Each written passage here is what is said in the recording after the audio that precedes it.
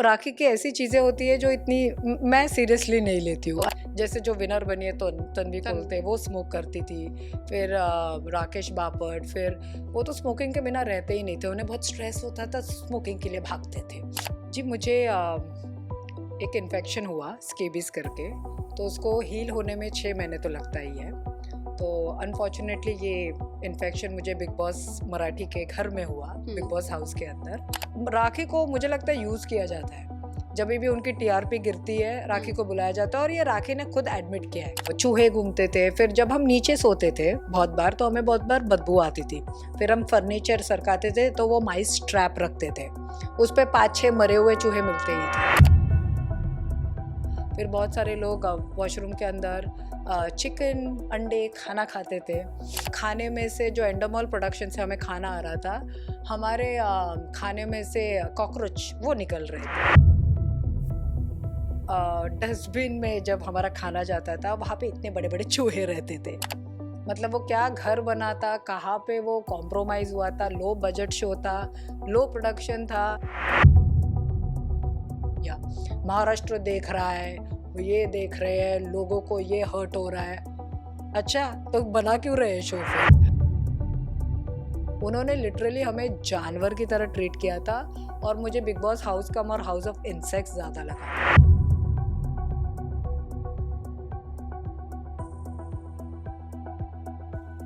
Marathi big boss खत्म हो चुका है, ट्रॉफी हाथ में आ चुकी है, लेकिन जो सबसे ज़्यादा चर्चा में रहा है वो है सोनाली राउत।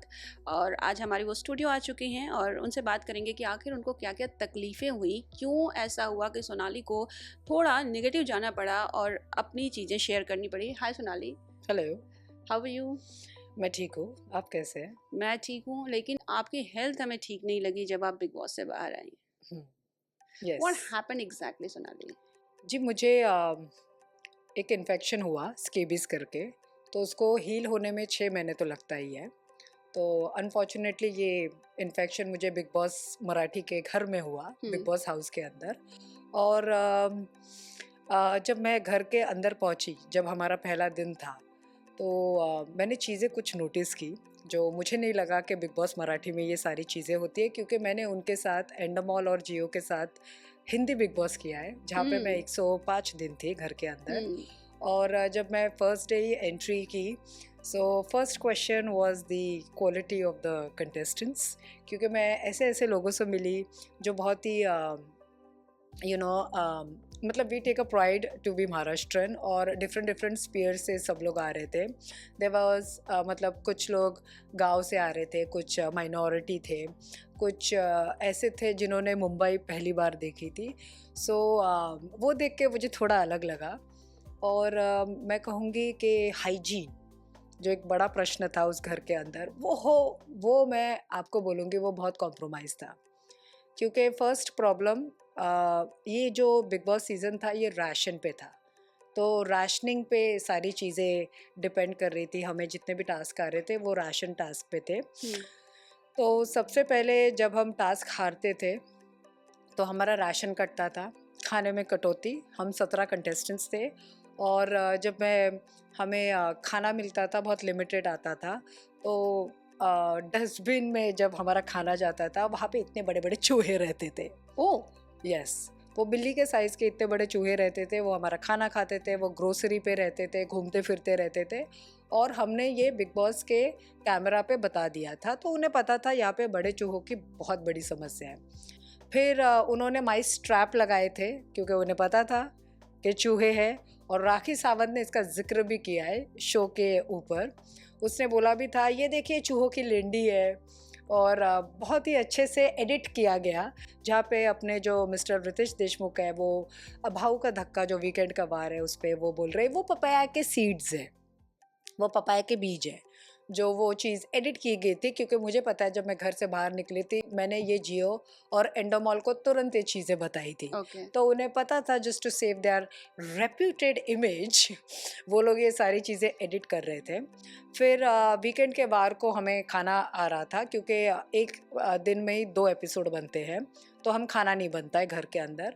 तो खाने में से जो एंडोमॉल प्रोडक्शन से हमें खाना आ रहा था, हमारे खाने में से कॉकरोच वो निकल रहे थे। यस पके हुए खाने में से? यस।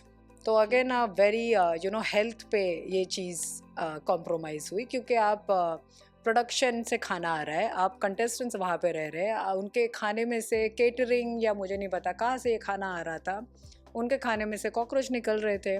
वहाँ पे एक क्वेश्चन बहुत बड़ा रेज़ हुआ। फिर हमारे जो कंटेस्टेंट्स थे वो बेचारे बहुत गांव से आ रहे थे, उन्होंने मुंबई पहली बार देखी थी। एक ने तो बोला मैं यहाँ पे आके समंदर देख रहा था, मैंने इससे पहले समंदर कभी देखा नहीं था। अच्छा। तो बहुत सारे कंटेस्टेंट्स को फ्लश का बटन तक नहीं पता था। क्या बात कर रहे हो? जी। और फिर हम उन्हें बताते थे कि फ्लश ये होता है, इसे ऐसे फ्लश किया जाता है। वो फ्लश का पानी भी इतना स्लो आता था, अगेन प्रोडक्शन पे, मतलब वो क्या घर बना था, कहाँ पे वो कॉम्प्रोमाइज़ हुआ था, लो बजट शो था, लो प्रोडक्शन था, या पता नहीं, मतलब हमारे कंटेस्टेंट्स की हेल्थ पे कोई ध्यान ही नहीं था। और बहुत सारे लोग क्योंकि खाना बहुत लिमिटेड रहता था, हमें तो खाना तो बहुत ही कम मिला था, और टास्क पे अगर हम हारते थे तो सीधा कटौती, मतलब वैसे भी खाना तो सभी लोग खाते थे, हमें तो खाना बचता भी नहीं था। फिर बहुत लोगों ने एक दूसरे के टॉवल्स यूज़ कर लिए, क्योंकि 17 टॉवल ही दिए थे, 17 नैपकिन दिए थे, 17 टूथब्रश थे और 17 ही रेजर थे, डेंटल किट। तो सब लोगों ने, क्योंकि सेम कलर था, एक दूसरे के टॉवल यूज़ कर लिए, एक दूसरे के नैपकिन यूज़ कर लिए। बेड शीट, हमें पनिशमेंट मिलता था कि बेड्स फर्नीचर कोई यूज़ नहीं करेगा जो भी टास्क खा रहे हैं। तो सब लोगों ने एक दूसरे की बेडशीट खींच के नीचे सो जाते थे।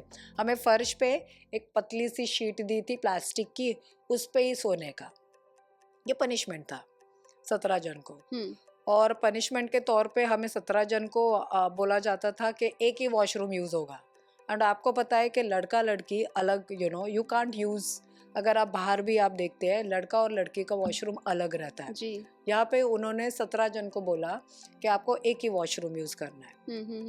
अगेन प्रॉब्लम, क्योंकि वहाँ पे 2-3 लड़कियों को यूटीआई हो गया था। फिर बहुत सारे लोग वॉशरूम के अंदर चिकन अंडे खाना खाते थे। वॉशरूम के अंदर खाना? सीरियसली? बहुत लोग, क्योंकि खाने को नहीं मिलता था तो कोई वॉशरूम के अंदर, क्योंकि सारे कैमराज है ना, कोई देख ना ले, कोई चोरी ना करे, तो वॉशरूम के अंदर कोई और उधर ही छिलके फेंक देते थे। फिर एक और प्रॉब्लम थी, एक स्मोकिंग रूम बाहर रहता है, तो जब टास्क आता है तो वो बंद करते थे, तो काफ़ी सारे कंटेस्टेंट स्मोक करते थे। जैसे मैं नाम लूँ या ना लूँ, इट्स देयर चॉइस। जैसे जो विनर बनी है तो तन्वी कोलते, वो स्मोक करती थी। फिर राकेश बापट, फिर वो तो स्मोकिंग के बिना रहते ही नहीं थे, उन्हें बहुत स्ट्रेस होता था, स्मोकिंग के लिए भागते थे। अच्छा। तो उन्होंने कहा कि वो लोग फिर वॉशरूम के अंदर ही स्मोक करते थे, तो वो पूरे स्मोकिंग बर्ड्स वो सब नीचे ही रहता था। Again hygiene problem.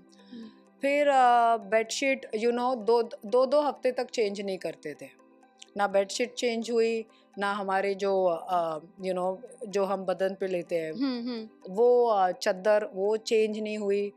और मतलब सारे लोग इतने गंदे इतने गंदे, मतलब खाना बनता था तो उस पर कॉकरोचेस घूमते थे,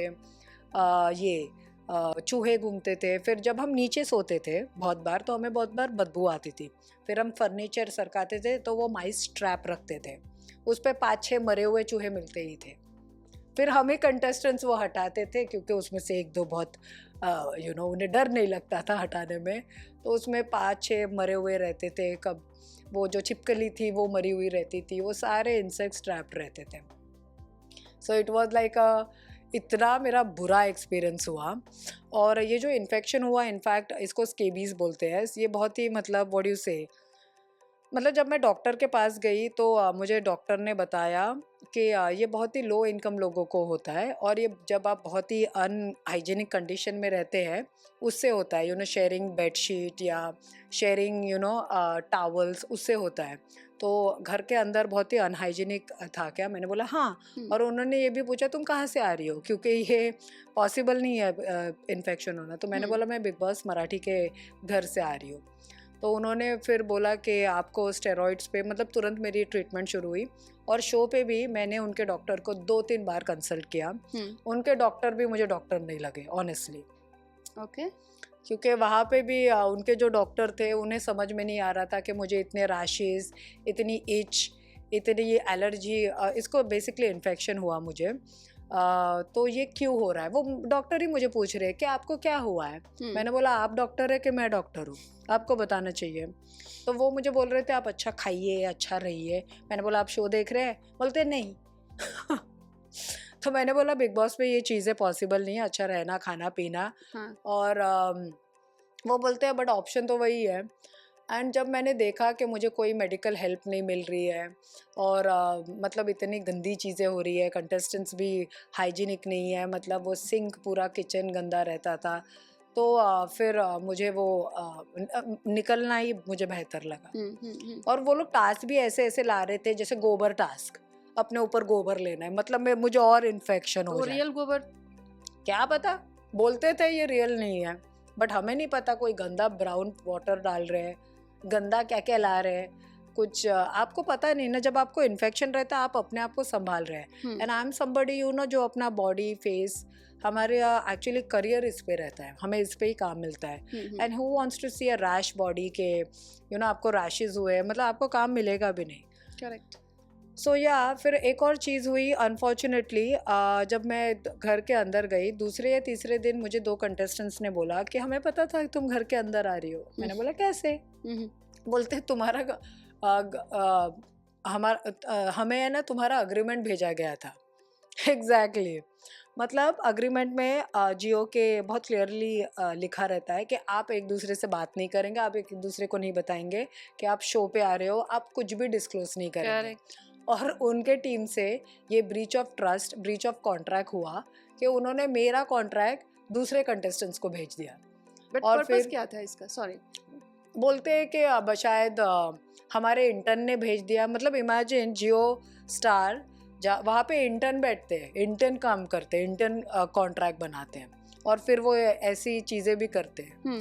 मुझे भी समझ में नहीं आया कि इन्होंने मेरा कॉन्ट्रैक्ट क्यों भेजा था। शायद मैं I was the first one to sign the contract, या मैं ये नहीं बोलूँगी गलती से हुआ, but because it's a contract, it's an agreement. आप ऐसे एक दूसरे को मेरा कॉन्ट्रैक्ट नहीं भेज सकते हैं। तो ये ब्रीच ऑफ ट्रस्ट हो गया।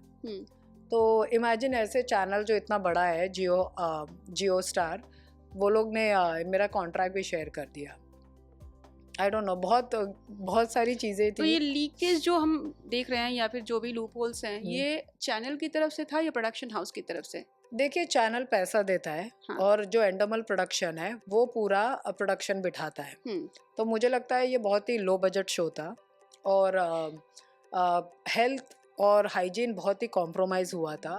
कंटेस्टेंट्स का उन्हें मतलब ऐसे लगा ही नहीं कि उनकी हेल्थ यू नो इम्पॉर्टेंट है, या इतने चूहे घूम रहे हैं, या वॉशरूम के लिए जो ये यू नो पनिशमेंट दे रहे हैं कि एक वॉशरूम 17 जन यूज़ कर रहे हैं। फिर ये मुझे बहुत बड़ा सवाल है। एंड यू नो उन्हें लगता है कि वो कुछ भी करेंगे तो चलेगा।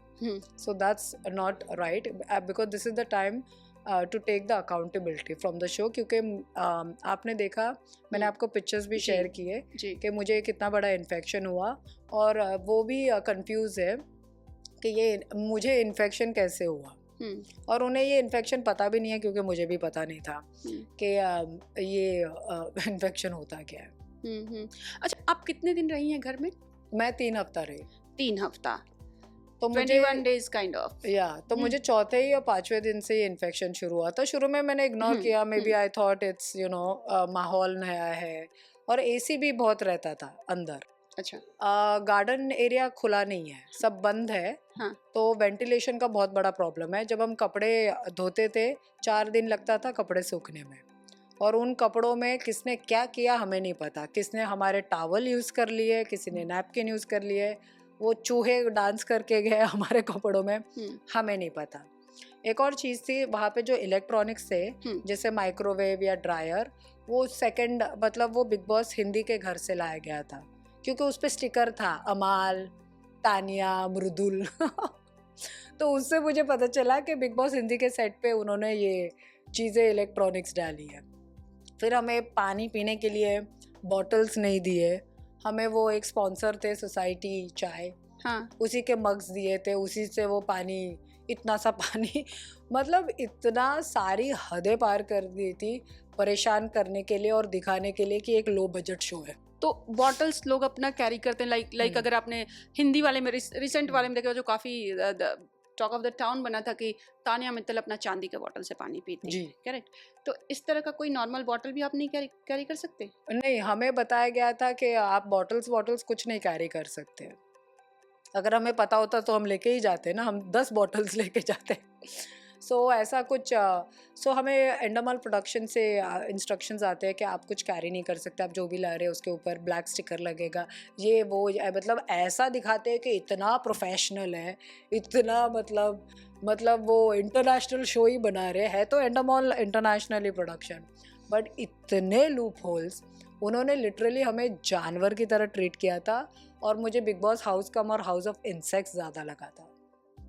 बट ये एक्चुअली इतने सालों से बिग बॉस चलता आ रहा है, कभी ऐसा दिखा नहीं है, कभी ऐसा सुनने में भी नहीं आया कि इतना हाइजीन का इशू होगा या फिर लोग बीमार पड़े हैं, नो डाउट हेल्थ इश्यूज को लेकर बाहर आए हैं, सीक्रेट रूम में रहे हैं, फिर वापस गए हैं, बट इतना ज़्यादा कभी नहीं हुआ है।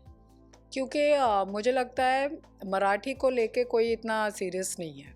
I think when it comes to Marathi it depends कि आपके स्पॉन्सर्स कौन हैं, आपके कंटेस्टेंट्स कौन हैं, आप किसे शो पे ला रहे हैं। वो हम जैसे को तो लेके आते हैं बिकॉज उन्हें स्पॉन्सर्स लगते हैं शुरू में, फिर दे डोंट केयर। फिर वो एक बार आप घर के अंदर गए, दे डोंट केयर कि आपके साथ क्या हो रहा है। मैं एक और चीज़ बोलना चाहती हूँ, हम जब घर के अंदर जाते हैं हम अपना पूरा मेडिकल टेस्ट करके जाते हैं, 20 टेस्ट हमें देते हैं। अभी इस पे भी मैं बताऊँगी। हिंदी में इनका टाई अप है विद सबअर्बन डायग्नोस्टिक के साथ। मेरे सारे रिपोर्ट्स वही से होते हैं। तो जब मैं हिंदी के लिए भी गई थी, उन्होंने हमें स्लॉट दिया था और हमें बोला था ये टेस्ट है और ख़ास ध्यान रखा जाता है क्योंकि बूस्टर शॉट वहाँ पे रहता है, वैक्सीन रहता है। ये हिंदी के लिए है। मराठी के लिए जब मैं गई, क्योंकि वहीं पे ये सारे टेस्ट होते हैं, तो मैं जब गई तो obviously they knew who I was, क्योंकि मेरे सारे टेस्ट वहीं से होते हैं और फैमिली के भी। तो उन्होंने मुझे पूछा कि डॉक्टर कौन है, तो मैंने बोला डॉक्टर कोई नहीं है। तो बोलते इतने सारे टेस्ट किसके लिए? मैंने बोला बिग बॉस मराठी के लिए। तो वो चेक करने लगे, वो बोले तुम्हारा तो अपॉइंटमेंट ही नहीं है। तो मुझे पता था हिंदी के लिए अपॉइंटमेंट रहता है और एक स्लॉट रहता है और उसी टाइम में कंटेस्टेंट जाते हैं और अपना ये करते हैं। तो उन्होंने बोला कि मराठी के लिए तो कोई स्लॉट नहीं है, और उन्होंने ये भी बोला कि आपको पैसे भरने पड़ेंगे। एंड जनरली चैनल और प्रोडक्शन पैसे भरते हैं फॉर हिंदी बिग बॉस। यहाँ पे हमें बोला गया कि आपको पैसे भरने हैं। मैंने ये भी पॉइंट रेज किया था, मैंने पैसे भर दिए क्योंकि इट्स एम्बैरेसिंग, राइट। तो उन्होंने बोला कि आपकी अपॉइंटमेंट है नहीं, आप ही को पैसे देने पड़ेंगे। आई टुक दिस आप विद जियो एंड एंडोमॉल। तो उन्होंने बोला कि ठीक है, हम आपके पैसे भर देंगे, और बोल रहे हैं कि दूसरे कंटेस्टेंट्स को मत बताइए कि हम पैसे भर रहे हैं, लेकिन वो हालांकि कोई पैसे भरे नहीं है, मैंने ये एंड में भरे। तो मतलब इतना भेदभाव मैं देख रही थी। मतलब when it comes to regional, when it comes to Marathi, and हम लोग महाराष्ट्र में ही रहते हैं और हम मराठी लोगों के बारे में I took up this show thinking कि आई एम महाराष्ट्रन, मैं मराठी मुलगी हूँ, मैं मराठी में कुछ करना चाहती हूँ। और जब ये अपॉर्चुनिटी आई, मुझे लगा एक अच्छी अपॉर्चुनिटी, क्योंकि मैंने बिग बॉस हिंदी किया ही था। I was a very successful contestant on it. मैं 105 दिन रही। तो मेरा एंडोमॉल और जियो के साथ अच्छा ही था रिश्ता। और बाकी मतलब बाद भी उन्होंने काफ़ी सारे शोज ऑफर किए, टेलीविज़न किया, लेकिन मैंने किया नहीं।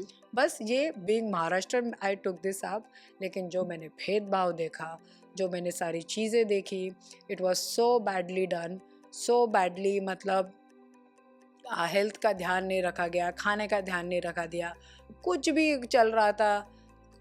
मतलब सब लोग भगवान भरोसे थे, वैसा था। ये बताइए, पैसे आपने भरे, मतलब उन्होंने बोला कि भर देंगे, बट फिर भी आपको ही भरने पड़े? हाँ, नहीं बोलते हम बाद में कॉम्पनसेट कर लेंगे। हुआ?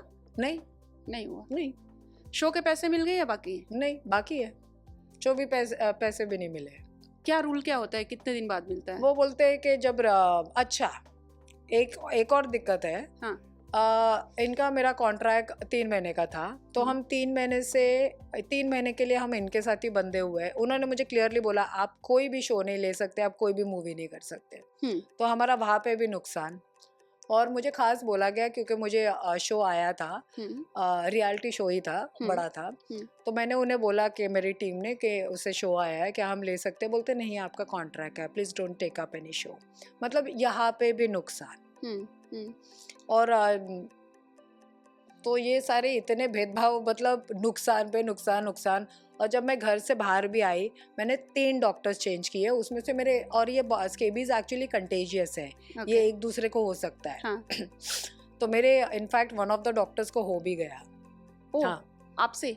हाँ, क्योंकि मैं जब फॉलो अप के लिए गई, वो मुझे बोल रही थी अरे तुम गई ना, 3 दिन के बाद मुझे भी ये सब रैश और ये इच होने लग गई। फिर मैंने भी अपना आई टुक द मेडिसिन। ओके। फिर मैं जे हॉस्पिटल भी गई, तो उन सब ने कंफर्म किया कि आपको स्केबीज हुआ है और आपको तुरंत ट्रीटमेंट शुरू करनी चाहिए। और इसे हील होने में 3-4 महीना तो जाता है, लेकिन पूरी तरह से ठीक होने में इसे 6 महीना तो जाता है। ओके। क्योंकि उसके मार्क्स और लीजन्स आते रहते हैं। तो कभी कभी मैं जब बहुत वर्कड अप रहती हूँ कुछ, तो वो दाग या इच आती ही रहती है, खुजली जिसे बोलते हैं। वो साउंड ही करता है कितना फनी, लेकिन उन्होंने कहा कि मुझे इच आती रहती है। ओके। फिनाले में गई थी आप? नहीं, इनवाइट था कि आप? नहीं, वो बुलाएंगे नहीं। मैंने फर्स्ट टाइम बिग बॉस के हिस्ट्री में देखा है जो सिर्फ 5-6 कंटेस्टेंट्स ही फिनाले में आए थे। ऐसा क्यों हुआ? मतलब क्या होता है कि फिनाले ऐसा रहता है जिसमें जितने भी लोग रहते हैं, जाते हैं, परफॉर्मेंस होती है, करेक्ट, और सब बैठे रहते हैं साइड में, और उसके बाद जो विनर अनाउंस होता है, कुछ एक्टिविटीज भी होती हैं जो हम लोग देखते हैं। क्या लगता है आपको, क्या मिस हो गया यहाँ पे? मैंने फर्स्ट टाइम बिग बॉस के हिस्ट्री में देखा है कि इतने सारे कंटेस्टेंट्स फिनाले पे आए नहीं। मैंने तो फर्स्ट टाइम ही देखा है। मैंने तो इतना स्टूपिड बिग बॉस जिंदगी में पहली बार देखा। मतलब ब्रांड क्या है, उसको ब्रांड कहाँ से कहाँ पहुँचाया है। और मुझे नहीं पता अभी प्रोडक्शन में कौन काम कर रहे हैं जो ब्रांड को यहाँ से यहाँ लेके आ रहे हैं। मतलब कुछ भी चल रहा है, there is no accountability. And वो लोग लिटरली छुपते फिर रहे हैं। एंड उन्हें कोई कंट्रोवर्सी चाहिए नहीं, क्योंकि स्पॉन्सर्स के सामने उनकी पोल खुली जाती है। हाँ। तो वो बोलते हैं कि वो दूसरे इनफैक्ट कंटेस्टेंट्स को बोल रहे हैं कि अगर ऐसे पूछा जाए ना, बाय द वे मीडिया पूछ रही है दूसरे कंटेस्टेंट्स को। मैं पूछने वाली हूँ आपको, तन्वी ने इस पे आंसर दिया है। हाँ। तो उन्हें खास बोला गया है कि ऐसे कुछ बोलना मत, क्योंकि हम आपको आगे भी शोज देंगे। मतलब वो एक लालच भी दिया जा रहा है। ओके। और उन्हें डराया भी जा रहा है, आगे जाके काम नहीं मिलेगा, दूसरे प्रोडक्शन आपके साथ काम नहीं करेंगे। सब वो बेवकूफ़ी जो पता है ना, वो सब होती है। तन्वी से किसी ने पूछा तो तन्वी ने सीधा बोला कि नहीं, ऐसा कुछ नहीं था, सब कुछ क्लीन था वहाँ पे। देखिए, मैं तो यही कहूँगी कि कंटेस्टेंट्स के बारे में मुझे ज़्यादा नहीं बोलना है, क्योंकि वो जहाँ से आ रहे थे उनके लिए ये बहुत बड़ी अपॉर्चुनिटी थी। उन्होंने चीज़ें ही फर्स्ट टाइम देखी होगी। मुझे लगता है वो घर ही उन्होंने वैसा रहन सहन, वो मुझे लगता है उनके लिए वो बहुत बड़ी अपॉर्चुनिटी थी बिग बॉस मराठी। और मैंने हिंदी किया था, तो मेरे लिए वो एक वन ऑफ द अपॉर्चुनिटी थी।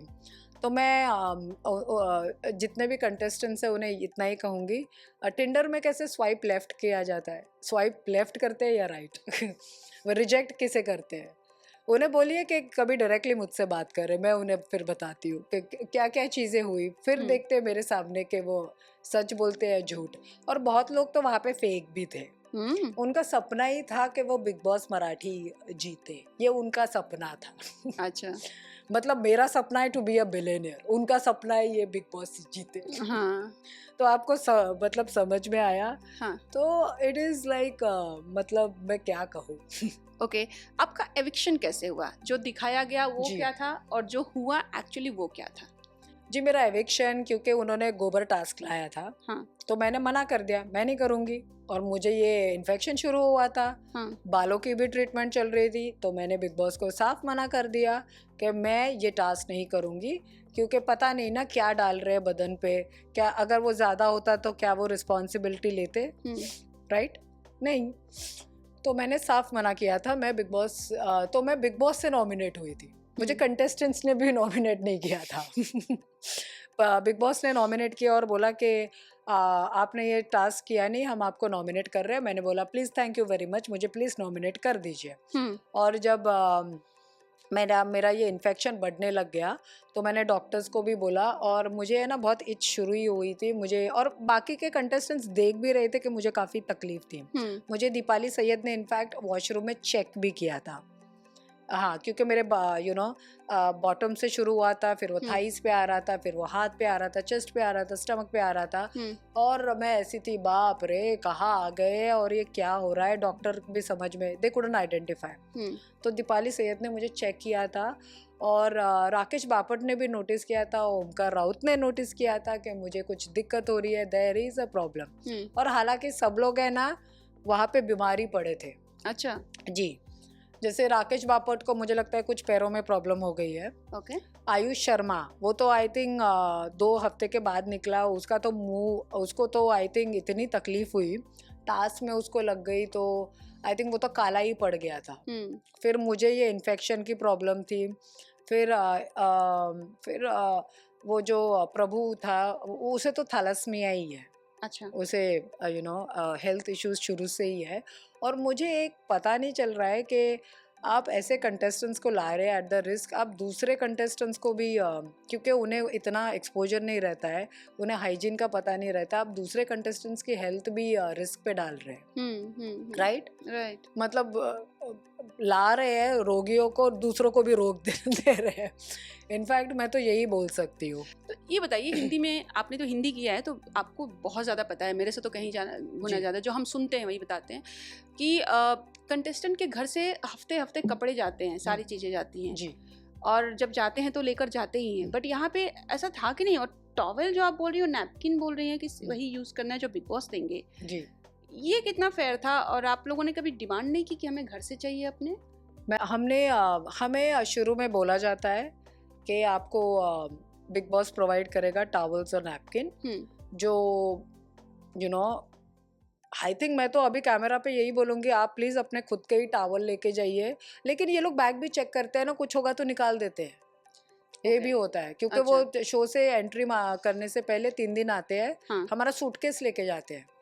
और उसमें जो भी चीज़ें सब निकाल लेते हैं, और जो भी ब्रांड्स है उनके ऊपर ब्लैक स्टिकर्स निकालते हैं।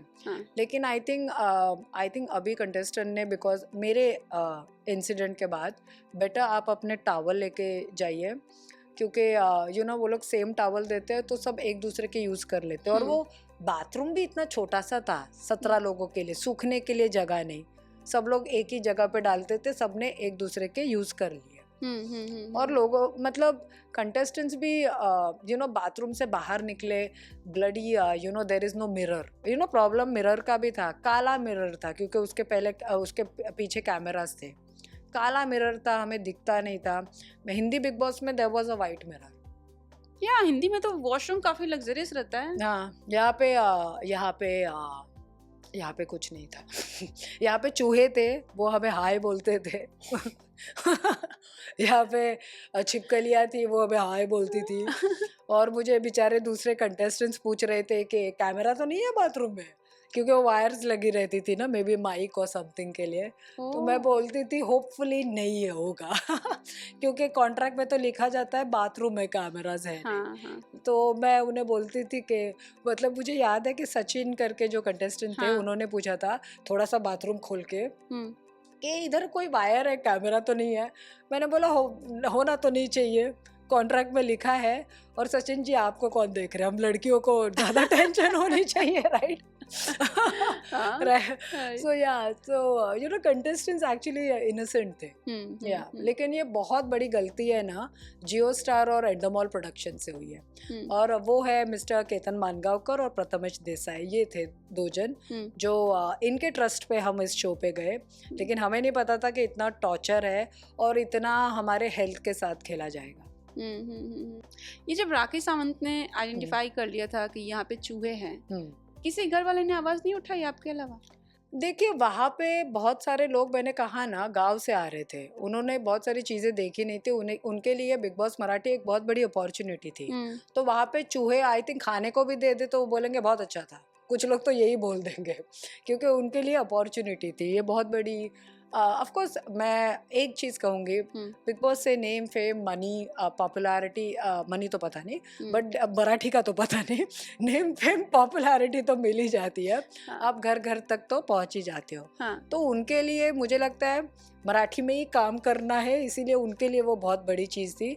और बिग बॉस जो भी कहेंगे वो बोलेंगे बिग बॉस के वजह से हमें लोग पहचानते हैं, तो वो नहीं बिग बॉस के अगेंस्ट बोलेंगे, मुझे पता है। अच्छा, एक चीज़ और, अब तो बहुत ज़्यादा लोग बोल रहे हैं कि जिनके पास कुछ काम नहीं होता है वो बिग बॉस करने जाते हैं। Do you agree? जी, मैंने जब पहला बिग बॉस किया था, मेरी पहली फिल्म ही रिलीज हुई थी एक्सपोज 2014 में, और उसी साल मुझे बिग बॉस आया क्योंकि मैं कपिल के शो पे, जो हमारे कॉमेडी विद कपिल थे,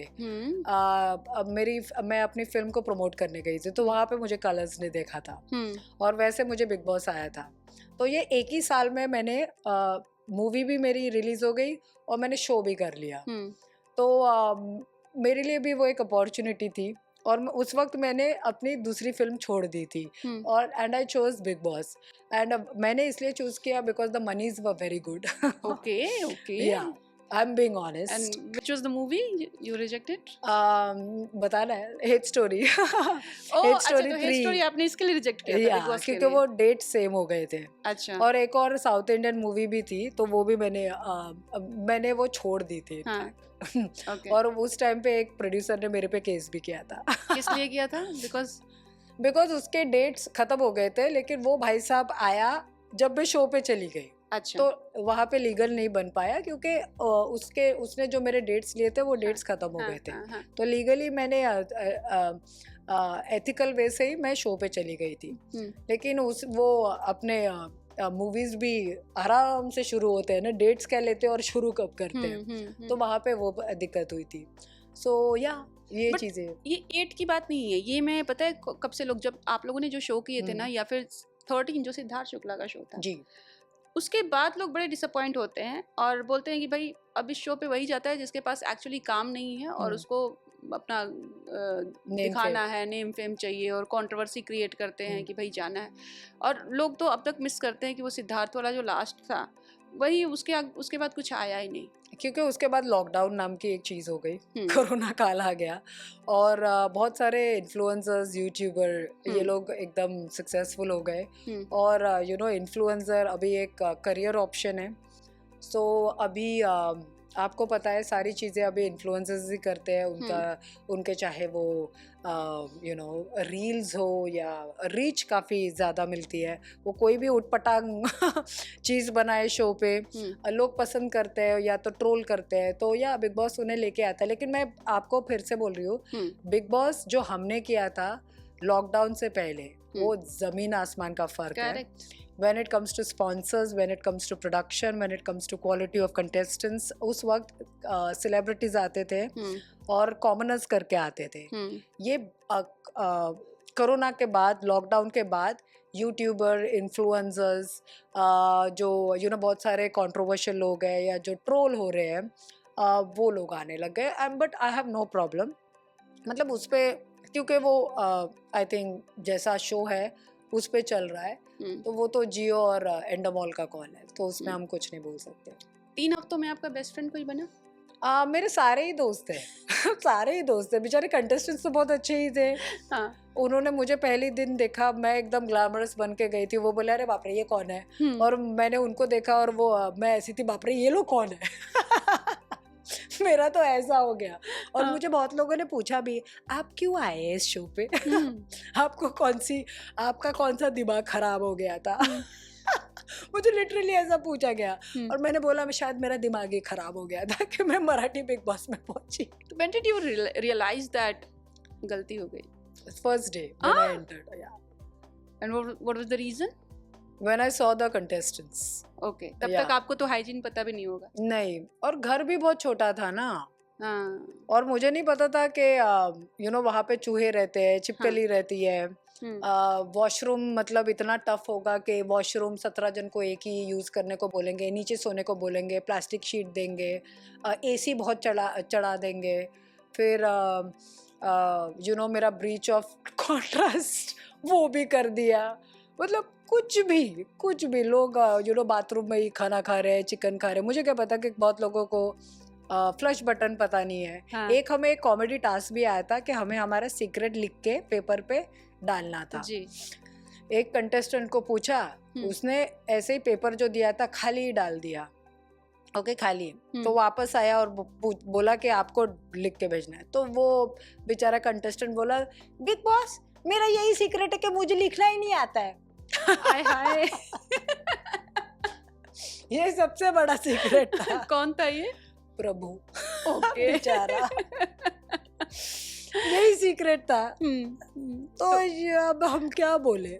राकेश बापट, विशाल कौटियन, आप तो जी। चलिए आपके निकलने के रीजंस अलग थे, जी। लेकिन आपको लगता था कि राकेश थोड़े डिजर्विंग थे, मतलब he is better known? I think Rakesh का तो मैं यही कहूंगी। Sorry, please complete your question. हाँ नहीं, मतलब he I mean you know उनकी पॉपुलैरिटी ज़्यादा है, फैंस ज़्यादा हैं, और Bigg Boss is all about fans, voting, task. तो what do you think? I think मुझे लगा विशाल का कंट्रीब्यूशन ज्यादा लगा मुझे। ओके। क्योंकि वो जैसे भी खेल रहा था, good bad worst, I think audience पसंद कर रही थी। क्योंकि मतलब there was something to look forward कि विशाल जो भी कर रहा था, स्टैंड ले रहा था या ड्रामा कर रहा था या उसका वर्सेस राकेश बापट था, आई थिंक वो थोड़ा मतलब कुछ तो there was a contribution. Rakesh I think health reason के वजह से थोड़े से वो स्लो रहते हैं, एंड आई कैन अंडरस्टैंड, क्योंकि मुझे लगता है उन्हें किडनी स्टोन की प्रॉब्लम है। अच्छा। सो वो थोड़े सोए हुए रहते थे ज़्यादा। अच्छा अच्छा। एंड वो बिग बॉस को बोलते भी थे कि मैं ये टास्क नहीं करूँगा, मैं सोने जा रहा हूँ। तो उन्हें काफ़ी लीवे था, हर चीज़ का लीवे था। मुझे लगता है वो दामाद है बिग बॉस के। वो वहाँ पे उनके दामाद बन चुके थे, जो अच्छी बात है। और ये बिग बॉस का और राकेश बापट का ये तीसरा बिग बॉस है, आपको पता है। वो OTT पे भी गए, वो मेन बिग बॉस पे भी गए, और अभी मराठी पे। अभी आई थिंक हम राकेश को भोजपुरी भी देखेंगे, तमिल, तेलुगु सारे इसमें देख लेंगे बहुत ही जल्दी। So all the best Rakesh, you do well. अच्छा, हर सीजन में कोई दामाद बन ही जाता है, कोई बेटी बन जाती है, ये क्या होता क्या है? पार्शियलिटी? रितेश तो यार आपने साथ में काम किया है, फिर भी कुछ कनेक्शन नहीं लग पाया? मैंने रितेश के साथ ग्रैंड मस्ती की है। हाँ। और मैं रितेश को बहुत अच्छे से बाहर से जानती हूँ, क्योंकि हमारी चैटिंग और वो सब। तो रितेश देशमुख, पहले दिन ही रितेश देशमुख जो मैं जानती हूँ वो रितेश नहीं था, क्योंकि वो शुरू में आके ही सबको चिल्ला रहा था। क्यों हमें नहीं पता। और हम ऐसे थे, हमने क्या ऐसे शो पे किया है, सबको क्यों चिल्ला रहे हैं। हाँ। फीडबैक दे रहे थे। और एक को तो बेचारी को रुला ही दिया, दीपाली सैयद को। आई थिंक उसने कुछ आड़ी या कुछ बोल दिया। तो रितेश सैड मुझे आड़ी वाड़ी मत बोलना है। He was like rude. Why? Okay. I don't know, वो एक्ट कर रहे थे शो पे या उन्हें, आई डोंट थिंक सो उन्हें स्क्रिप्ट मिलती है। उन्हें कोई स्क्रिप्ट मिलती है, क्योंकि बिग बॉस स्क्रिप्टेड नहीं है, इट्स ऑल रियल। हाँ, लेकिन रितेश देशमुख था नहीं। वो अपने होस्ट प्ले कर रहे थे, बहुत ही सख्त, लेकिन मोर लाइक लेकिन मुझे लग रहा था कि वो host come and he looked more like a contestant, क्योंकि वो भी चिल्ला रहे थे। वो भी चिल्ला, मतलब रितेश देशमुख कुछ और बोल रहा था, बिग बॉस कुछ और बता रहे थे। हम कंटेस्टेंट्स हमेशा कंफ्यूज ही रहते थे। हमें बोला जाता था बिग बॉस से कुछ करो करो करो, हम करते थे, तो बिग बॉस तो रितेश आके हम पे चिल्लाता था कि क्यों किया। महाराष्ट्र देख रहा है, ये देख रहे हैं, लोगों को ये हर्ट हो रहा है। अच्छा, तो बना क्यों रहे शो फिर? सब कुछ ही हर्ट हो रहा है। तो हमें बहुत कंफ्यूज किया गया था on every level. So Ritesh Deshmukh का मैं यही बोलूँगी, you are doing very good hosting. आपका ये सेकंड सीज़न है, बहुत अच्छे से आप होस्ट कर रहे हैं। बट मुझे वो बहुत ही एग्जैजुरेटेड वर्जन लगे। मुझे लगा बहुत ज़बरदस्ती का वो चिल्ला रहे थे फॉर नथिंग, हमें सिर्फ कंफ्यूज कर रहे थे। और his hosting is also okay actually. And मुझे तो बहुत मीडिया ने पूछा कि सलमान खान और रितेश में क्या फ़र्क है। मतलब आपने सलमान के साथ भी काम किया, इनके साथ, रितेश के साथ, तो कौन अच्छे होस्ट लगे? So I think Salman Khan is this Salman Khan, and Salman Khan की तरह कोई भी वैसा दूसरा है नहीं। सलमान खान ही हिंदी बिग बॉस हैंडल कर सकते हैं, क्योंकि कोई बहुत ही बदतमीज भी शो पे आता है, तो वहाँ पे सलमान का एक ऑरा ज़रूरी है। जी जी जी। और मराठी में तो वैसे भी बेचारे कंटेस्टेंट्स हैं, उन पे क्या चिल्लाना रितेश देशमुख का। And Ritesh was pretending something else, which is not. Okay ऐसे ही चिल्लाना, मतलब ये करना वो करना, बोलता है मैं यहाँ ये कर दूंगा, मैं आपको निकाल दूंगा, unnecessary attitude for nothing. And मुझे वो एक्चुअली 18th कंटेस्टेंट ही लगे मोर देन अ होस्ट। कोई आपका पुराना कनेक्शन काम नहीं आया, मतलब कोई बॉन्ड नहीं बना रितेश के साथ? मोस्टली होता है ना, जैसे आप सलमान का हमने नाम लिया तो सलमान के साथ जो काम किया होता है, या सलमान जैसे कुनिका का आपने देखा होगा, तो एक वो बॉन्ड दिख जाता है जब होस्ट के साथ आपने पहले काम और मेरा किया भी होता बॉन्ड है। था। हाँ एग्जैक्टली। मेरी जो बहन है उज्ज्वला राउत और सलमान खान ने, उन्होंने साथ में करियर शुरू किया। हाँ और जब मैं first day Hindi Bigg boss पे गई, उन्होंने बोला कि मैं, इनकी जो बहन है उज्ज्वला राउत, वो हमारी दोस्त है और इस साल उनकी बहन हमारे शो पे है, तो यस वो एक मैटर करता है। तो ये यहाँ पे नहीं हो पाया रितेश के साथ? नहीं जी, Salman Khan is not at all fake. उन्हें, उनका ऑरा ही इतना स्ट्रांग है, उनकी प्रेजेंस ही इतनी स्ट्रांग है, और वो है ना रिश्ते निभाते हैं। True. उन्हें सारी चीज़ें याद रहती है, नॉट अनलाइक अदर एक्टर्स। जैसे इस बिग बॉस सीजन पे देखा कि जो ट्राई कर रहे हैं कि हमें होस्ट बनना है, हमें वो दिखाना है कि हमारा हमारा एक डर है, माहौल है, कंटेस्टेंट्स हमसे डरे, हम हमारी प्रेजेंस है, लोग, ऑडियंस भी हमें पसंद करे, हाँ वो एंग्री यंग मैन के इसमें। एंड तो सलमान खान डजंट केयर, उन्हें जो पसंद आता है वो उनके साथ रहते हैं। एंड आई एम श्योर अगर ये सलमान तक मेरी बात जाती स्किन इन्फेक्शन की, वो एटलीस्ट कुछ ना कुछ स्टैंड लेते, और इफ नथिंग अ स्टैंड, उनके नाम से ही लोग अच्छी चीज़ें कर देते हैं। सो ये फ़र्क है। एंड सलमान की प्रेजेंस ही बहुत स्ट्रॉन्ग है, मतलब वो ऐसे देख भी ले तो लोग बोलते हैं चलो चलो चलो करते हैं। Correct.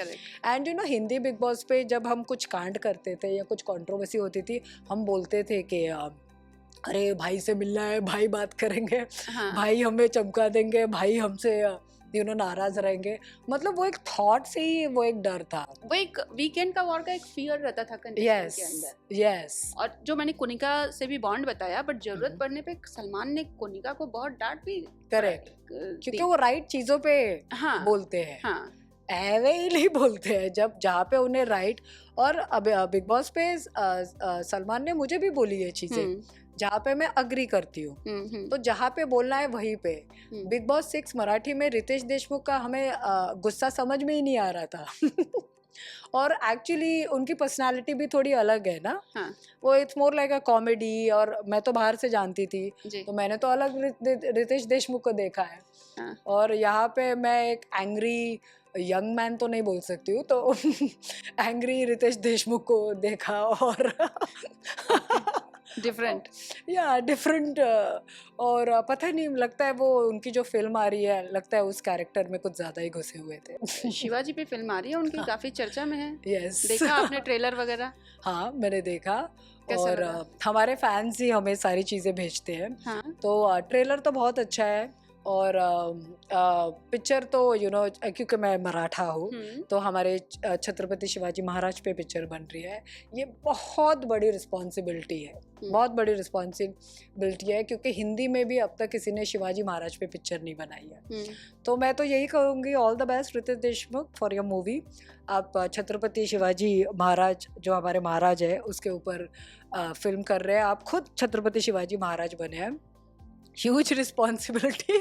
So all the best, मैं तो इतना ही कहना चाहती हूँ। लेकिन मैंने दूसरे कैरेक्टर्स को देखे, जैसे संजय दत्त है, वो औरंगजेब की भूमिका निभा रहे हैं, विद्या बालन है, फिर आई थिंक महेश मांजरेकर जी है, जिन्होंने पहले बिग बॉस मराठी होस्ट किया था, भाग्यश्री हैं जी। I think Bigg Boss Marathi, I think better Manjrekar ji करेंगे तो लाइक।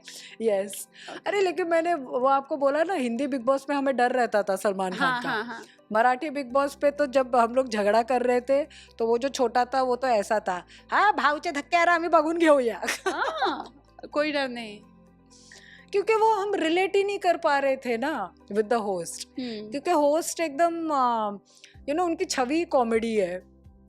हाँ, मे बी एक वो फिक्स हो चुका है पर्सनालिटी कि रितेश मतलब कॉमेडी। हाँ, और इधर आके हमें अननेसेसरी चिल्ला रहे हैं, क्यों पता नहीं, ओ बिग बॉस को ये नहीं वो नहीं, मैं, and we were like wow. अभी यहाँ पे भी एक्टिंग यहाँ पे तो कम से come it's reality show real रही है। हाँ, फिल्मों में कीजिए ना एक्टिंग, जितनी चाहे उतनी कीजिए।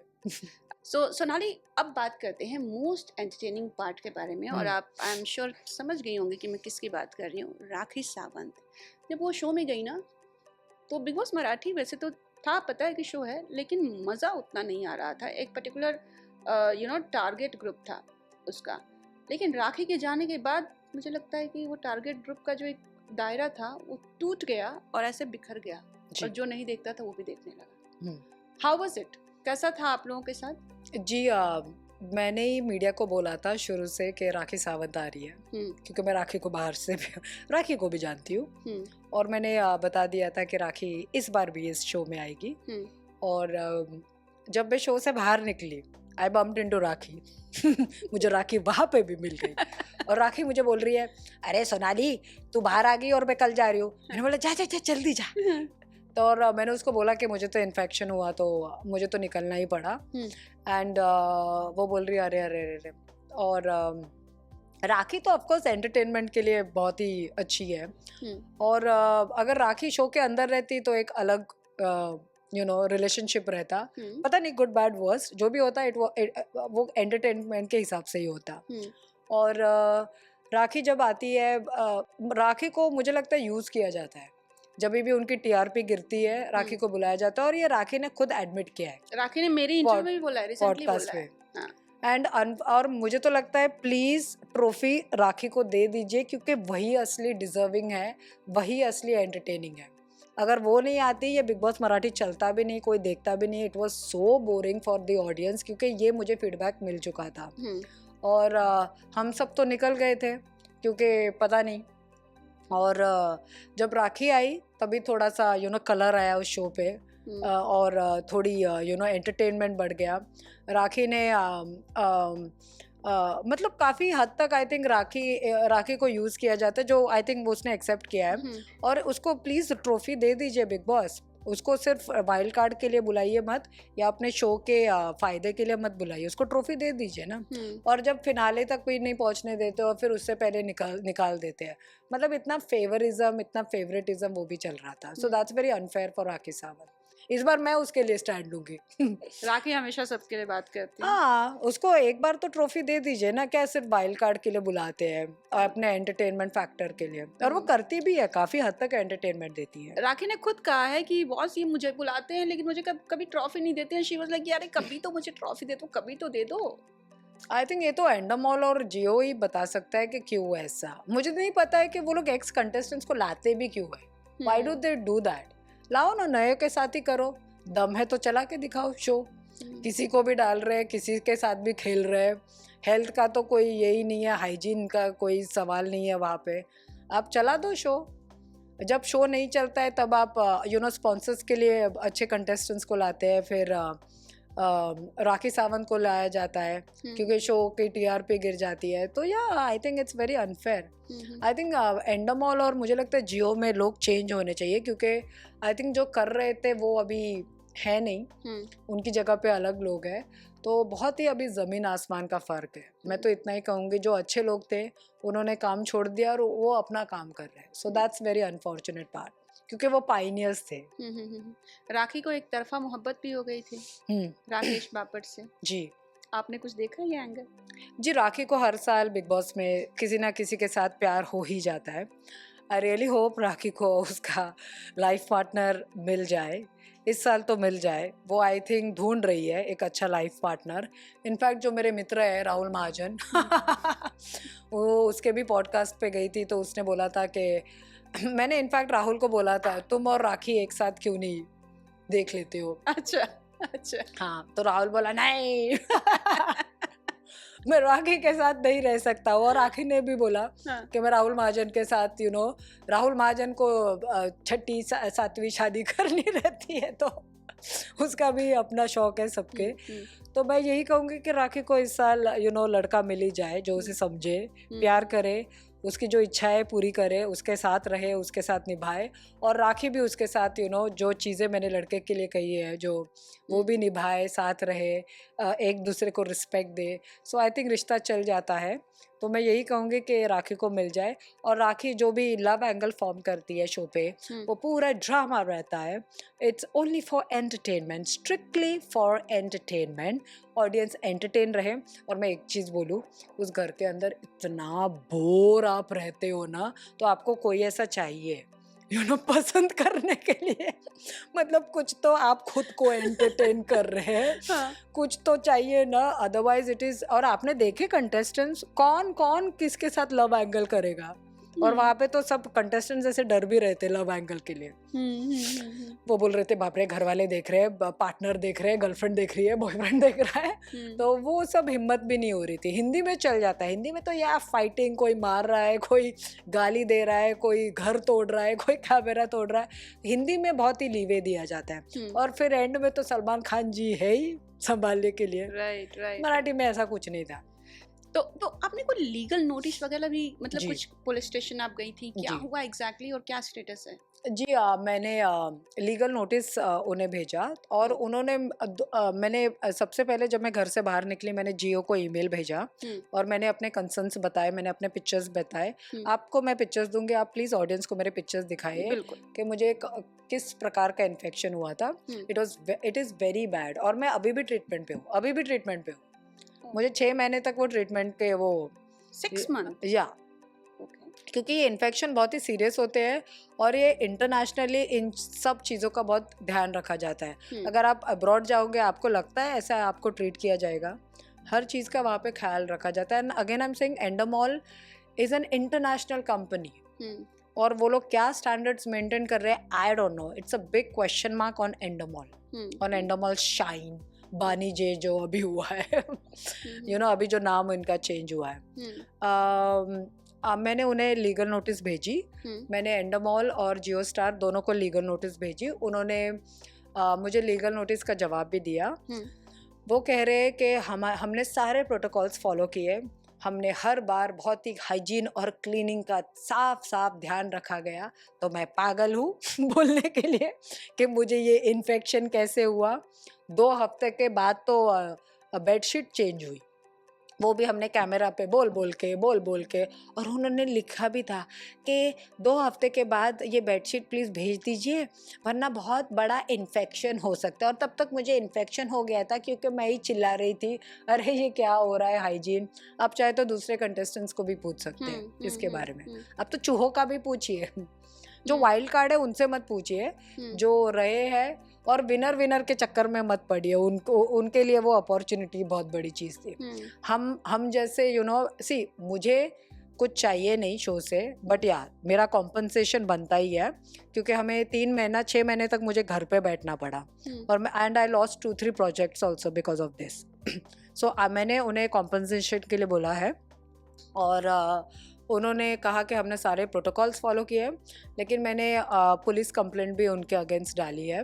मेरी स्टेटमेंट ली गई है DN नगर पुलिस स्टेशन और RA पुलिस स्टेशन में, वो मेरा ट्रांसफ़र भी किया गया है। तो मैंने सारी लीगल एक्शन ली है।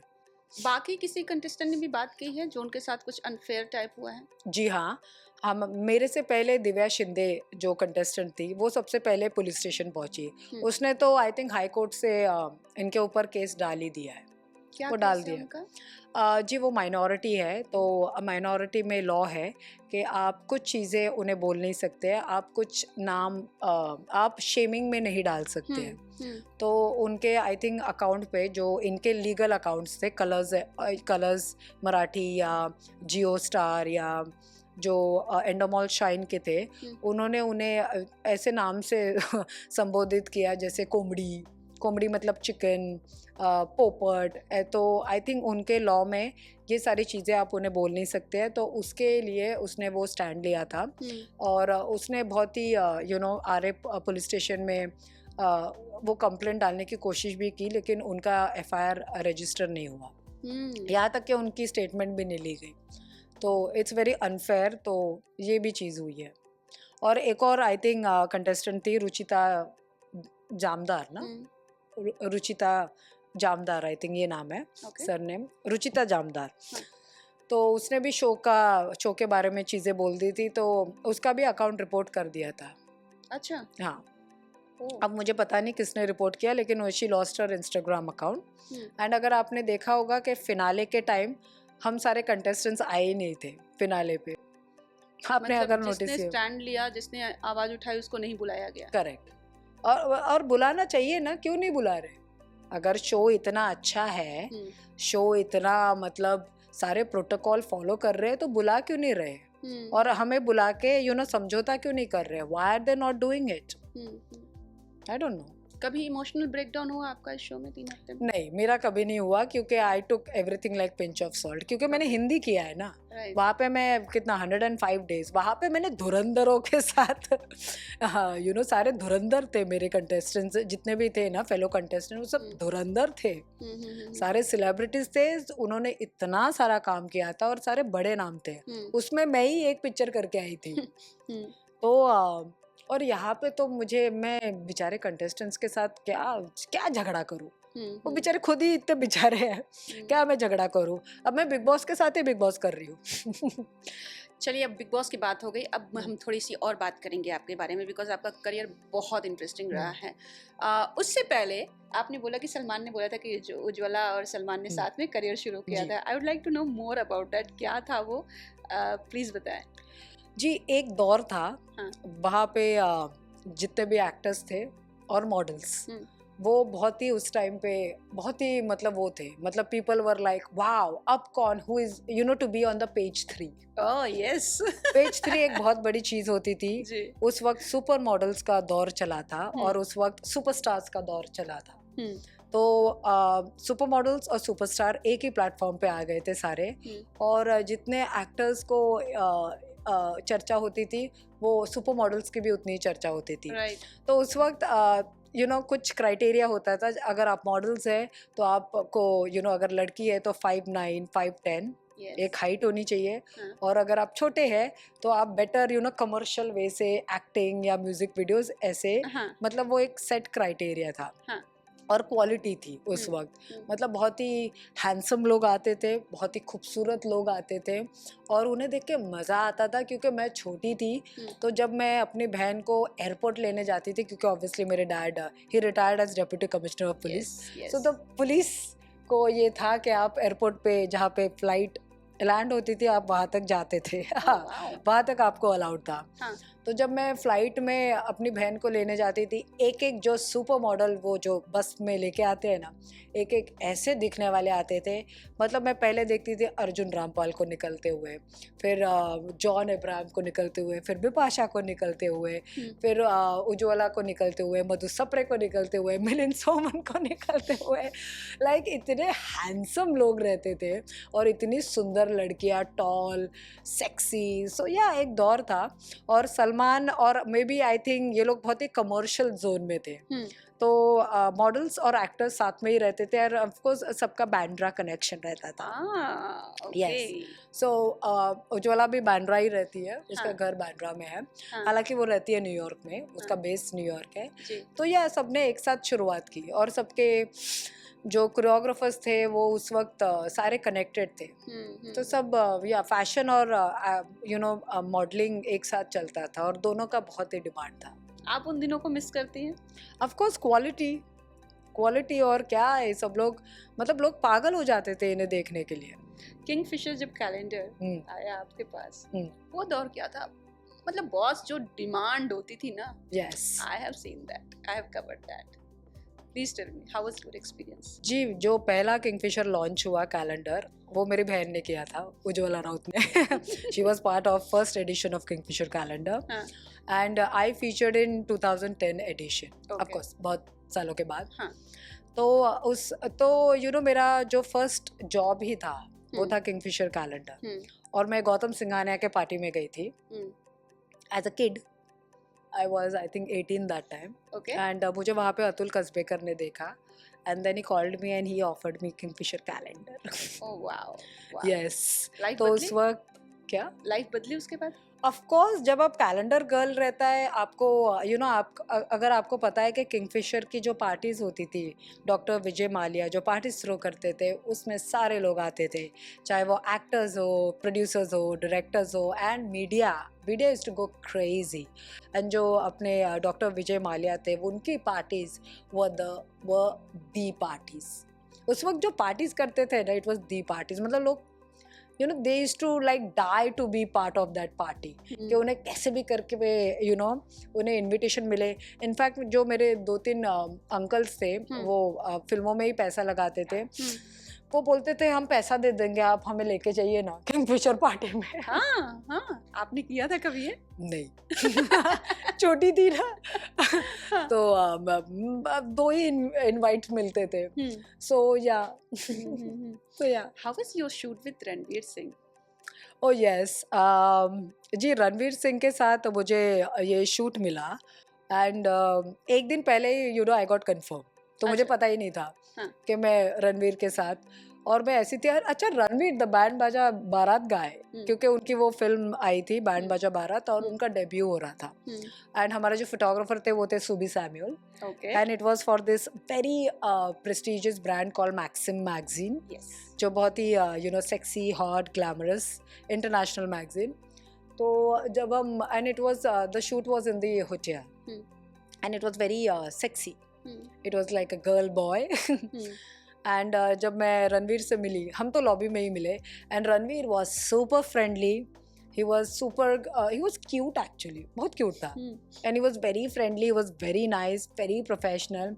मतलब आते ही he will make you so comfortable, he'll behave like he's your friend, yes, and he made me super comfortable।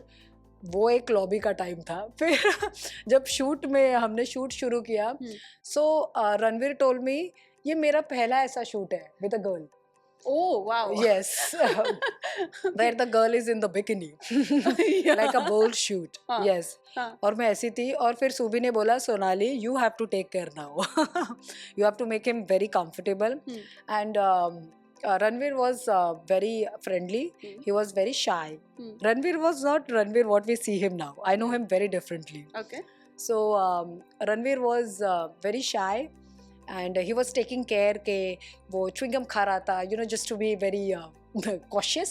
He was वो गम चबा रहे थे, परफ्यूम पहन रहे थे, बेस्ट, एकदम बेस्ट में, like super ready, and I made him very comfortable. And वो शूट एक्चुअली, पिक्चर्स अभी भी उसके बारे में बात होती है।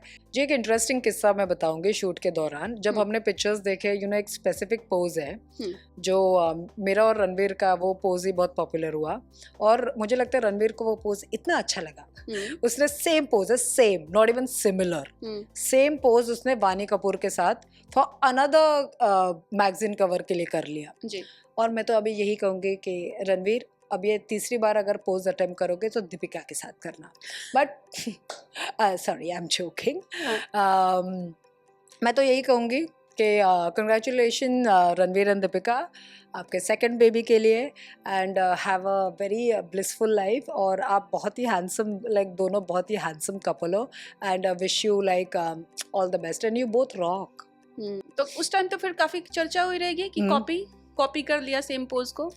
जी मुझे नहीं पता था, मैं तो फ्लाइट पे थी तभी मैंने वो मैगजीन देखा और मैंने बोला ये तो सेम है। मैं आपको दोनों का वो भी भेज दूंगी, आप प्लीज ऑडियंस को दिखा दें। बिल्कुल। और मैं ऐसी थी कि रणवीर को इतना अच्छा लगा ये पोज। अच्छा, बट सोनाली, लड़कों को बोला जाता है कि जो मॉडल होगी या जो फीमेल होगी उसको कंफर्टेबल रखना, और आपके ऊपर इतनी बड़ी जिम्मेदारी आ गई। मैं क्या कहूँ कि मेरे ऊपर I think I don't know, I think may be मेरी मैस्कुलिन एनर्जी स्ट्रॉन्ग है। बहुत बार तो I only have to take care and मुझे ही समझना पड़ता है, and yes I am bold in a way. बहुत सारी चीज़ें हैं। जब मैंने ये मैगज़ीन किया था, जब ये बाहर मैगज़ीन आया था, तो मुझे बहुत लोगों ने बोला तुमने समय से पहले ही ऐसा शूट कर दिया, अच्छा, you should have done it like this is before time you did it. बोलते अभी ये सोशल मीडिया में आता, you would have been trending so much, you did it. मतलब मैं और मुझे बहुत लोग बोलते हैं I was Gen Z even before Gen Z. That time का जेन ज़ी। वो तो हर मैं टाइम उस कोई ना कोई तो जेंजी रहता ही है ना। Yes, so I was Gen Z even before Gen Z. हाँ। और आई थिंक सब लोगों ने मुझे बिग बॉस हिंदी में ही वो एटीट्यूड के वजह से ही मैं जानी गई थी, because I didn't care and I was like you know फालतू का मैं लोगों के मुद्दों में नहीं घुसूंगी, और कितने फालतू मुद्दे कर रहे हैं। हाँ, हाँ, हाँ। तो जहाँ पे फेक होता था मैं उसमें इतना घुसती नहीं थी, लेकिन मैं उतनी टारगेटेड थी ना, but I was very chill. तो मुझे बहुत लोगों ने बोला you were Gen Z even before Gen Z. Okay, yeah okay. So I take that as a compliment. Of course. आपको जेंजीज के बारे में कुछ पता है? Gen Z, Gen alpha, it's very important. I know, I have two kids, one is Gen Z, one is alpha. Oh, one is 15 and second one is 10, so दोनों है मेरे पास, दोनों का कॉम्बो है। बट आई टेल देम कि बाबा ध्यान रखना, मैं दोनों की मम्मा हूँ। आप I set my rules. भी even you are Gen Z and Gen Alpha only now, अपने बच्चों के वजह से। Of course. Yes, yes. मेरे घर में भी जेंजी और जेन अल्फा है। मुझे 4 नीसेस है। I have 4 nieces and they 3 are Gen Z and 1 is Gen Alpha. और बाप रे, मुझे तो इतना सीखने को मिलता है। बट सारे अब्रॉड रहते हैं, तो वो जब भी यहाँ पे आते हैं मैं उनसे सीखती हूँ और वो मुझसे सीखते हैं। तो वो लोग ने मुझे बोला कि बचपन में जब हम गाना हमारी जो इतनी अच्छी चॉइस है गाने को लेके, वो तुम्हारे वजह से है। क्योंकि तुम उस वक्त वीकेंड एंड यू नो उस वक्त कौन कौन थे, जस्टिन बीबर, ये सब ट्रेंडिंग थे, टेलर स्विफ्ट। तो हमारी चॉइस मतलब हम एक्सपोज हुए तुम्हारे वजह से to all these artist. And I think Hindi में इट वाज योयो हनी सिंह। योयो के साथ तो मैंने काम किया, मेरी पहली योयो और फिल्म। रेशमिया दोनों के साथ आपने काम किया है जी, और उस फिल्म में I was so lucky I got to work with late Irrfan Khan ji also. जो इरफान खान थे, मुझे उनके साथ भी काम करने का मौका मिला। कैसा रहा आपका एक्सपीरियंस? जी, इरफान खान जी भी बहुत ही पोकर फेस है एंड इज़ वेरी स्वीट। वो बहुत ही स्वीट थे। हाँ. वो सेट पे यू नो बहुत नेचुरल थे, मतलब ऐसे लगता ही नहीं था कि वो एक्टिंग कर रहे हैं जी। बहुत नेचुरल थे। And he was very very thorough professional and he was very sweet. और वो ऐसे और बहुत स्माइल करते थे। ओके। जब भी कोई आता था उनकी एक स्माइल रहती थी। जब भी मैं आई तो बहुत स्माइल रहती थी। एंड खास तौर पे योयो हनी सिंह बहुत स्माइल करते थे। यस। ये बताइए ओटीटी के बारे में आपका क्या ख्याल है? मतलब कुछ अगला आ रहा है हॉट एंड सेक्सी जो हम सोनाली की पर्सनालिटी से मैच करते हुए देखेंगे? जी, मैंने ऑलरेडी ओटीटी पे जो अमेजोन और एमएक्स पे है, मैंने डेंजरस की थी, वो थी विक्रम भट्ट के साथ। Oh yes. और वो थी बिपाशा थी उसमें, और उनके जो हस्बैंड करण सिंह और मैं थी। हम 3 लीड में थे। तो अब वो मैंने ऑलरेडी ओटीटी किया है। फिर एक और सीरीज थी love life and screw up, वो भी अमेजोन और एमएक्स पे ही है। तो मैंने 2 सीरीज तो कर ली है end of course I am open for you know more series. और अनफॉर्चुनेटली जब मैं बिग बॉस मराठी पे थी, मेरी एक अपॉर्चुनिटी मिस हुई। मुझे भागम भाग 2 आई थी। यस, और उन्होंने मुझे मिलने के लिए भी बुलाया था, बट मैंने डेट्स इन्हें दे दिए थे। It was in January, first week of Jan, और मुझे इनसे कॉल आया था 3rd जैन को, और मैं 7th जैन को ऑलरेडी यू नो शो पे जा रही थी। तो मैंने उन्हें बताया था कि मैं बिग बॉस मराठी पे जा रही हूँ, जब मैं आऊँगी तब हम देखते हैं जब भी। तो मेरी एक ये अपॉर्चुनिटी मिस हुई। और एक और बड़ा प्रोजेक्ट था, क्योंकि मैं घर से जब बाहर आई उन्हें इन्फेक्शन का पता चला, तो और जब उन्हें पता चला कि मुझे स्केबीज हुआ है जो कंटेजियस है, तो वो प्रोजेक्ट भी मैं ले नहीं पाई, क्योंकि you know health is first. और अगर आप इतने बड़े क्रू के साथ, यूनिट के साथ आप जाते हो, तो आपको ख्याल और ध्यान रखना पड़ता है। तो उस वजह से मैं वो प्रोजेक्ट भी नहीं कर पाई, क्योंकि I was clear to them कि मुझे ऐसी चीज़ हुई है। तो जब पता चला कंटेजियस है, तो उन्होंने फिर वो प्रोजेक्ट मतलब मुझे छोड़ना पड़ा। कोई नहीं, वी होप कि आपको इससे भी बेटर प्रोजेक्ट्स मिलेंगे। But tell me about more reality shows, because there are too many. मतलब बिग बॉस इट्स पहले लोग सिर्फ बिग बॉस के बारे में ही बात करते थे, but now it's like you know the 50 है, राइज एंड फॉल है, ट्रेटर्स है, ट्राइब वर्स है, बैटल ग्राउंड है, पता नहीं मतलब तो एक तो हेवन और हेल पे भी कुछ बेस्ड आ रहा है, उसका नाम कुछ है। सो लॉकअप भी है, लॉकअप भी है, यस। सो और डांस रियलिटी तो बाकी सब है ही। सो खतरों के खिलाड़ी है। क्या क्या हम देख सकते हैं सोनाली के इसमें? जी, जब मैंने बिग बॉस हिंदी किया था तभी शोज तो आए ही, रियलिटी शोज। और टेलीविजन तो आपके लिए ऐसा एक ओपन दरवाज़ा खुल ही जाता है। तो मुझे सारे बड़े रियलिटी शोज और टेलीविजन के सारे बड़े सीरियल ऑफर हुए, लेकिन obviously that was not my zone, क्योंकि एक रियलिटी शो कर लिया था, 105 दिन रह लिए थे, पागल हो ही गए थे जब बाहर निकले थे तब।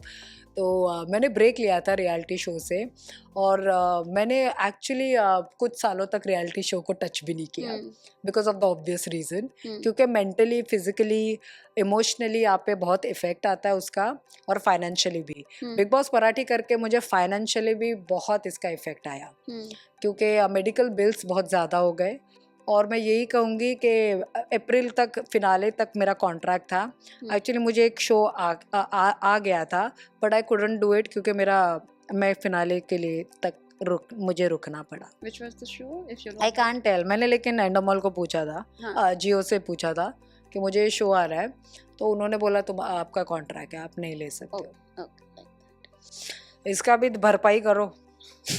बहुत सारे पेन। जियो स्टार, या जियो स्टार और ये। ओके सोनाली, बहुत सारी बातें हो गई, करियर के बारे में हो गई, कंट्रोवर्सीज, बिग बॉस, सब कुछ हो गया, बट टेल मी, जो ये नया ट्रेंड चला है ना, जेन-ज़ी वाला, आप कभी अटकती हैं? आपके घर में, जैसा आपने मुझे बताया कि आपकी नीस है और अब्रॉड रहती है, बट जब भी आते हैं आप काफ़ी एंजॉय करती हैं, टेल मी किस तरह से आप मैनेज करती हैं उनके साथ? जी मुझे 4 नीसेस है, 4 नीसेस, उसमें से 3 जेन-ज़ी है और एक अल्फ़ा है। सो मुझे उनसे सीखने को बहुत मिलता है, और वो भी मुझसे सीखते हैं। वो मुझसे सीखते हैं कि इंस्टाग्राम पे सेक्सी पोस्ट कैसे डालते हैं, and I tell them please hold on. And मुझे टैटूज है, तो उन्हें भी टैटू का चस्का चढ़ा था, so I am like a role model to them. लेकिन मेरी भी रिस्पॉन्सिबिलिटी है कि एक हद तक it should not be a bad influence. Tattoos, yes, वो प्रभावित हुए मेरे टैटू से, तो I think my one niece has a tattoo. Oh wow, yeah how old is she? She is 18। Oh then fine. Yes, नहीं, she got it at the age of 16। Okay. And फिर वो जो उनके दोस्त भी है, in the US they ask, your aunt has so many followers, can she follow us? Oh, wow. So that we have followers. हाँ, वो पूछते हैं दोस्त कि आपकी आंट इतनी पॉपुलर है, उनके इतने फॉलोअर्स हैं सोशल मीडिया पे, क्या वो हम उन्हें फॉलो तो करेंगे, क्या वो हमें फॉलो बैक करेंगी? उस हिसाब से हमें फॉलोअर्स भी मिल जाएंगे। एंड जो जेन अल्फा है, they are the most sensible ones. Okay. एक बात तो, बेचारे बहुत डिप्रेस रहते हैं, I don't know why. Social media ने उनका दिमाग खराब कर दिया। Social media has pros and cons. तो मैं कहूँगी, क्योंकि बच्चे बेचारे बहुत फ़ोन पे रहते हैं, और जब वो होते भी है, उन्हें सबसे पहले फ़ोन से इंट्रोड्यूस किया जाता है, so that's a very sad part. And Gen Zs are like, एक अच्छी बात है कि वो अपना स्टैंड लेते हैं, they are very clear in their head कि उन्हें क्या चाहिए ज़िंदगी से। जहाँ पे उन्हें उनके इसमें राइट एंड रॉन्ग है, सही चीज़ों के लिए वो स्टैंड भी लेते हैं, भले ही वो रॉन्ग है लेकिन राइट कर देते हैं, वो जस्टिफाई कर देते हैं। So that's what I like. थोड़ा कम झूठ बोलते हैं, और फेक थोड़ा कम है, और सोशल मीडिया के वजह से एंजाइटी, डिप्रेशन तो उनको आई थिंक इसमें ही मिला है। जब वो पैदा ही हुए उन्हें फ़ोन के साथ ही वो चीज़ें मिली है। और जो जेन अल्फ़ा है, वो उनसे भी बोल्ड है, आई वुड से, जेन-ज़ी से, because they are very smart, they are very intelligent. उनका लैपटॉप और इस पे ही ज़्यादा टाइम जाता है। तो कभी कभी मेरे फ्रेंड्स आते हैं और उनसे, मतलब मेरी नीस मेरे साथ रिसेंटली थी, and this friend of mine asked her what you would like to be. So उसने इतना फैंसी कुछ साइकोलॉजी समथिंग ऐसा कुछ फैंसी बोला जो मैंने भी नहीं सुना था। ओके। एंड ऑफकोर्स वो इंटरनेशनल स्कूल जाती है, so she has a very heavy accent, तो उसने इतना स्टाइलिशली बोल दिया। और मेरा फ्रेंड इतना इम्प्रेस हो गया कि वाह क्या बच्चे हैं इस उम्र में, मतलब शी इज 14 और उसको लाइफ में इतनी क्लैरिटी है कि उसे क्या बनना है। सो या they are very impressive, they are very impressive, and बहुत सीखने को मिलता है, ऐसे वर्ड्स जो हमने भी नहीं सुने हैं, ऐसे करियर जो हमने भी नहीं सुने। सो या they are pretty interesting, and they are expose to, because of social media वो काफ़ी चीज़ों के लिए एक्सपोज्ड है। So they are very much aware and the self aware also. Social media से मुझे एक और हमारे टाइम की तानिया मित्तल की याद आ गई, जो बिग बॉस में भी थी, she was very popular on social media, sari पहन के जो अपना वो कला दिखाती हैं वो अलग है, प्लस बिग बॉस में भी हमेशा उन्होंने अपने साड़ी को कैरी किया। हाउ डू यू सी, और उनको तो अभी जो खबरें हैं कि खतरों के खिलाड़ी भी मिल गया है और एकता कपूर ने OTT ऑफर किया है। I think I would like to say कि तान्या मित्तल बहुत ही एंटरटेनिंग थी, हाँ। बहुत ही डिफरेंट कैरेक्टर था, इंटरेस्टिंग था, हम्म, और उसने ना काफ़ी क्यूरियोसिटी बना के रखी थी अपने आसपास, वेदर यू नो, चाहे वो उनकी ज्वेलरी हो, साड़ियाँ हो, स्टाइल हो, या दिखाने का वो जो स्टाइल था कि हमारे इतने बंगलो है, हमारे इतने घर हाँ, है। घर में लिफ्ट है, या किचन में लिफ्ट है, खाना वॉशरूम में भी लिफ्ट था क्या? वॉशरूम का तो पता नहीं, अच्छा। लेकिन किचन का था और घर का था ओके। कि खाना रख दो तो ऊपर चला जाता है, ओह, बहुत कुछ था। ओके। सो या मैंने भी वो सुना, मैंने इनफैक्ट वो सीजन फॉलो किया था, अच्छा। मज़ेदार था। और मुझे कहीं ना कहीं तानिया है ना अच्छी लगी, क्योंकि काफ़ी एंटरटेनिंग थी, not in a you know negative way, but in a very entertaining way. और काफ़ी उन पे मीम्स भी बने, वो पॉपुलर हुई उसी के वजह से। तो वो मुझे काफ़ी एंटरटेनिंग लगी, मज़ेदार थी, और मतलब वो आई थिंक झगड़ा नहीं करती थी, she was not so negative. वो जो भी बोलती थी अपने बारे में बात करती थी, जो भी था, और काफ़ी लोगों ने आके उन्हें रोस्ट भी किया था शो पे, काफ़ी जोक्स उनके ऊपर हुए, आई थिंक उसने काफ़ी पॉजिटिवली लिए। मुझे नहीं पता उन्हें बुरा लगा कि नहीं, क्योंकि उनकी फैमिली भी थी, तो यू नो अगर आप शो पे रहते हैं, मैं आपको ये बात बोलूँगी, आपको तो ये साथ तो चीज़ें होती है, लेकिन आपकी जो फैमिली रहती है, इवन उनके साथ भी एक बिग बॉस चलता रहता है। Correct, correct. तो कहीं ना कहीं यू नो मैं तो कहूँगी कि उनके फैमिली को भी कि तान्या मित्तल बहुत ही अच्छी थी, एंटरटेनिंग थी, फनी थी, और मुझे तो अच्छी लगी as a contestant. She was very interesting, curiosity हुई उसको लेके कि वाह, कोई तो अलग आया। लोग बात कर रहे हैं। और उनके फैमिली को भी मैं कहूँगी कि आप भी बहुत एंटरटेनिंग थे, क्योंकि मैंने वो फैमिली एपिसोड देखा था, it was cute, it was nice, fun. और मैं उन्हें ऑल द बेस्ट कहूँगी उनके फ्यूचर प्रोजेक्ट्स के लिए, कि वो अच्छा करे। और अच्छा लगता है कि जब भी कोई ऐसा इंटरेस्टिंग कैरेक्टर आता है और वो आगे जब ज़िंदगी में बढ़ता है। ओके। अब अगर विमेन एम्पावरमेंट की बात करें, राखी सावंत का नाम लेते ही मतलब कुछ चीज़ें याद आ जाती हैं, और राखी सावंत आजकल बहुत सवाल उठा रही हैं कि कंगना जा सकती हैं पार्लियामेंट में, स्मृति जा सकती हैं, तो मैं क्यों नहीं जा सकती हूँ, मोदी जी को बार बार रिक्वेस्ट कर रही हैं। कभी आपने सोचा है कि उस बात को भी, पॉलिटिक्स को अपनाया जाएगा?